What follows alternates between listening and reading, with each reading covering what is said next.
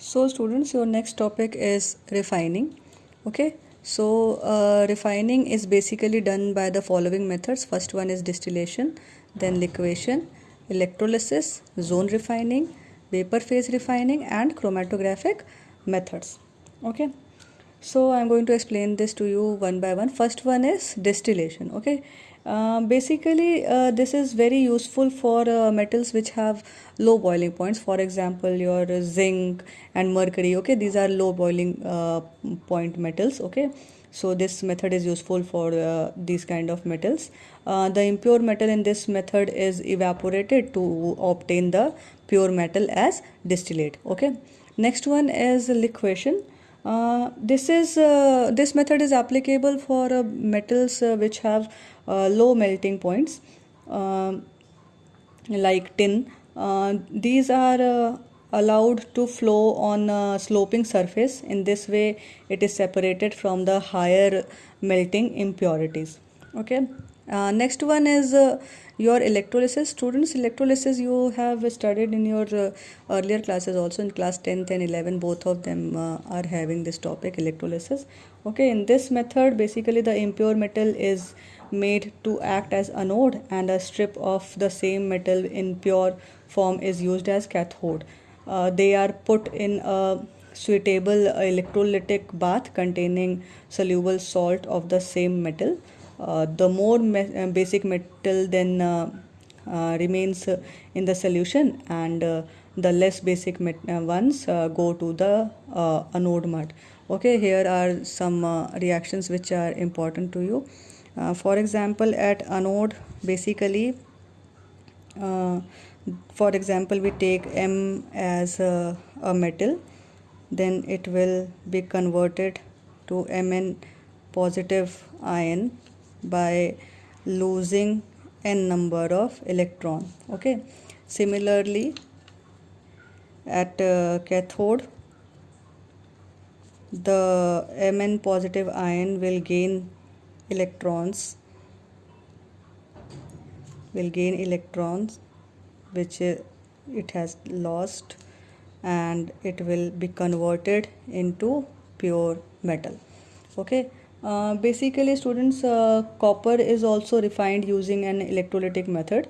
Anodes of the impure copper and pure copper strips are taken as cathode, and the electrolyte is acidified with the solution of copper sulfate, and the net result of the electrolysis is transfer of copper in pure form from the anode to cathode. Okay, so the reaction for that also goes in the same way as I had given you an example earlier. Okay, here for example, here this is copper. Copper at anode will be converted to copper to positive ion by losing 2 electrons. Okay, and at cathode, this copper 2 positive ion will again get 2 electrons and will be converted into pure copper metal. Okay, so this is the basic electrolysis method. Okay, so this is how a metal is refined by the process of electrolysis. Okay, next students, we have zone refining. Next students, we have zone refining method. Zone refining method is little new to you. Okay, this method is basically based on the fact that the impurities are more soluble in the melt than in the solid state of the metal, or you can say in the liquid state more than in the solid state of the metal. For explaining this, here I have drawn a diagram also for you. Okay, first have a look at this diagram. Okay, basically here in this diagram you can see in this method a mobile heater. This is a mobile heater. Okay, this mobile heater is which is moved in the forward direction. Okay, this mobile heater moves in the forward direction, and as the heater moves forward, the pure metal crystallizes out. Okay, the pure metal crystallizes out and the impurities passed into the molten zone. This is your molten zone. Okay, so pure metal crystallizes out and the impurities pass into the adjacent molten zone, and this process is repeated several times, and the heater is moved in the same direction as at one end impurities get concentrated and this end is cut off. And this method is very useful for producing semiconductors and other metals of very high purity. Example, germanium, silicon, boron, gallium and indium are basically refined by this method. Okay, so have a look at it. This is basically your induction coil or the moving heaters. Okay, this is your metal rod which is being crystallized out and the impurities are left in the molten zone. Okay, so this is how this molten zone part is cut off from the which have the impurity. It is then cut off. Okay, and this metal rod is extracted out, sorry, refined out. Okay, next one is your vapor phase refining. Okay, so students, in this method the metal is basically converted into its volatile compound. Volatile means the substances which can vaporize. Okay, so the metal is converted into volatile compound, means that it is converted into that state at which it can be vaporized. Then it is decomposed to give pure metal. So basic requirement of this method is that the metal should form a volatile compound with an available reagent, or and also the volatile compound should be easily decomposable, so that the recovery of the metal is basically easy through this method. Okay, so this was your vapor phase refining, which basically depends on the volatile nature of the compound.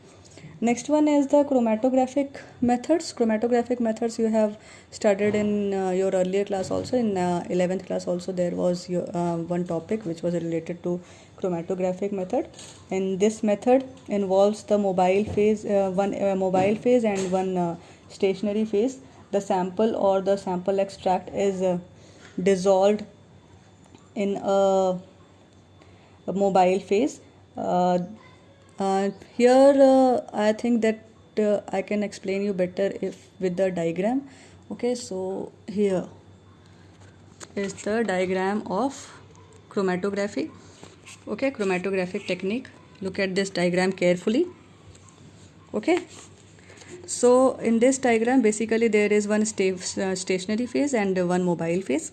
Okay, so this is your stationary phase and this one is your mobile phase. Okay, the mobile phase may be a gas or a liquid or anything like fluid. The stationary phase is immobile. Okay, and immiscible. The mobile phase is then forced through the stationary phase. Okay, the mobile phase is then forced through the stationary phase, and the mobile phase and stationary phase are basically chosen such that components of the sample have different solubilities in two phases. Okay, and a component which is quite soluble in the stationary phase takes a longer time to travel it, and a component which is not very soluble in the stationary phase but very soluble in the mobile phase. Thus the sample components are separated from each other as they travel through the stationary phase, depending upon the two phases and the way the sample is inserted or injected. So this method is named as the chromatographic technique. Okay, so in this you can see that here is your stationary phase and here is your mobile phase. It is allowed to move through the stationary phase and the substances are being separated out at different levels depending on the speed at which it can travel. Okay.